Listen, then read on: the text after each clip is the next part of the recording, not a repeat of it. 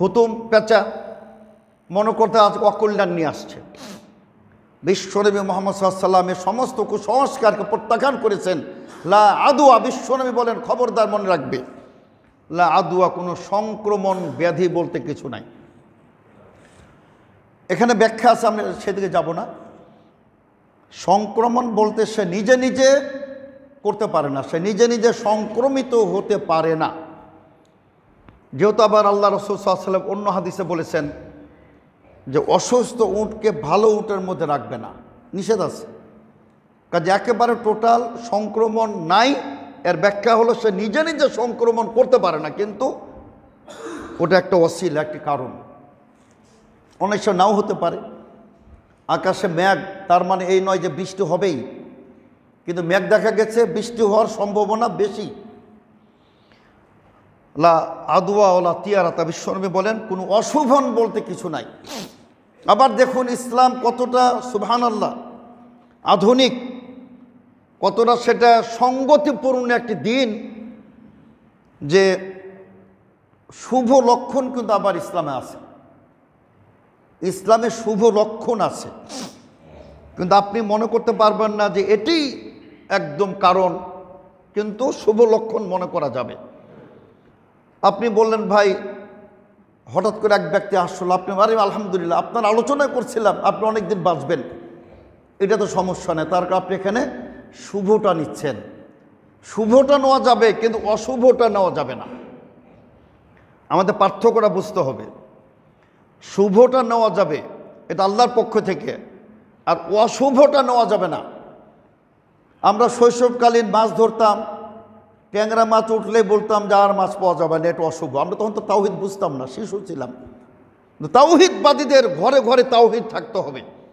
আপনার শিশুর জন্য না বলে যে আমি মাছ শিকার করতে গিয়ে ট্যাংরা পেলাম, কাজে আজকে আমার ভাগ্যটা খারাপ, এটা কিন্তু শিরক। আর ওরা বের হতো, কাক দেখলে বলতো যে আজকে আমার দিনটাই মাটি, আজকে আমি কাক দেখে ফেলেছি।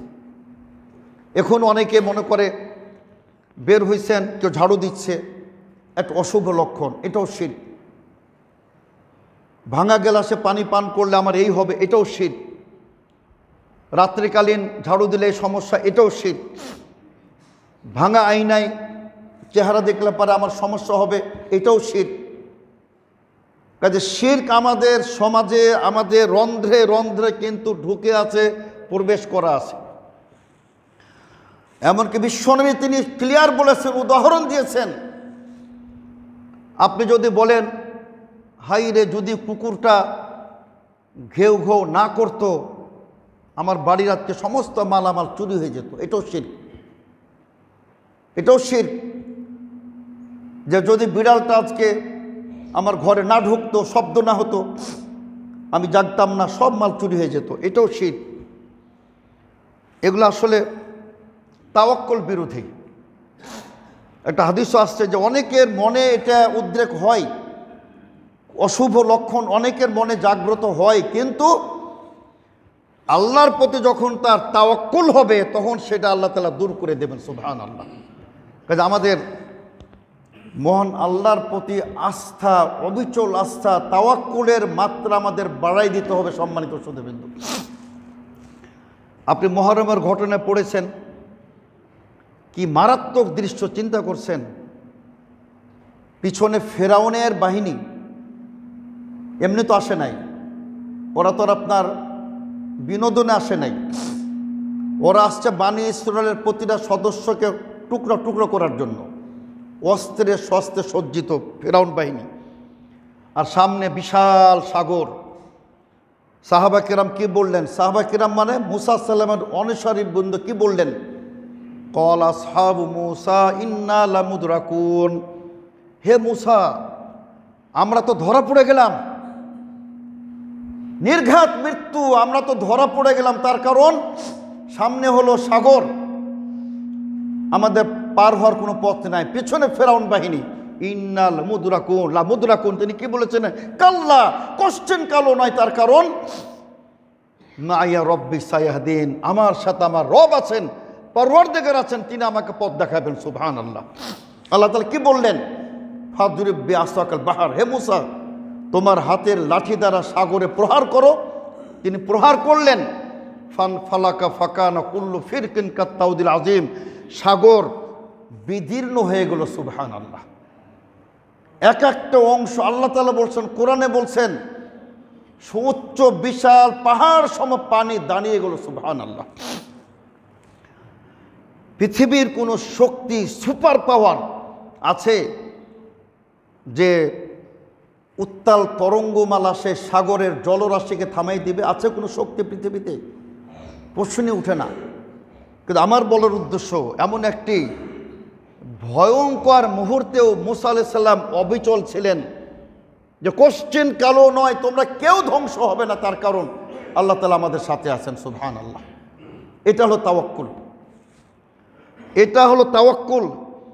আল্লাহ তাআলা কি বলছেন? মুসা আলাইহিস সালাম তার সকল অনুসারীকে আমি নাজাত দিয়েছিলাম। সুবহানাল্লাহ। ওখানে কিন্তু বৃদ্ধ ছিল, মহিলা ছিল, বিকলাঙ্গ ছিল, ঘোড়া লোক ছিল, কিছু অন্ধ লোক ছিল, শিশু ছিল, দুগ্ধপোষ্য শিশু ছিল। একজনও কিন্তু ডুবে মারা যায় নাই, সলিল সমাধি ঘটে নাই।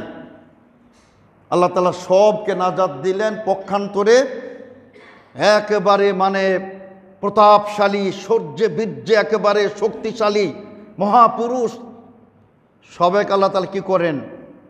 আগরাকনা আজমাইন, প্রত্যেক আমি ডুবায়ে তাদেরকে শেষ করে দিলাম। সুবহানাল্লাহ।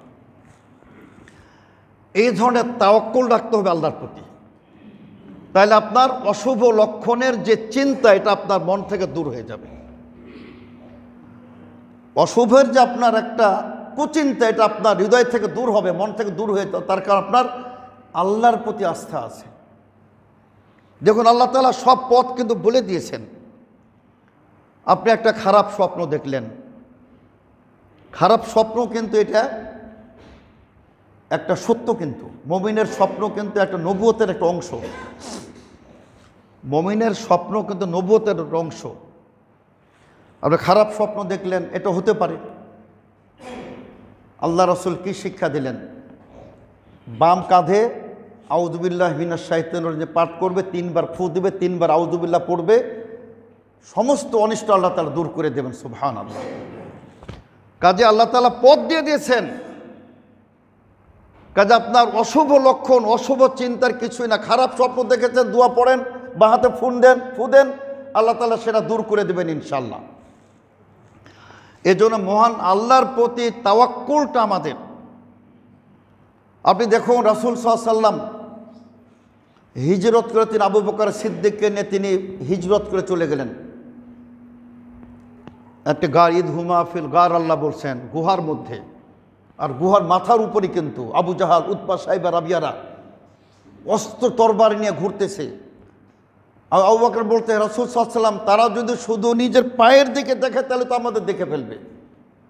কঠিন একটা মুহূর্ত। আল্লাহ রাসূল কি বললেন? লা তাহজান ইন্নাল্লাহা মা'ানা। আবু বকর টেনশন করবে না, চিন্তা করবে না, আল্লাহ তাআলা আমাদের সাথে আছেন। সুবহানাল্লাহ। এটা হলো তাওয়াক্কুল। সম্মানিত শ্রোতাবৃন্দ।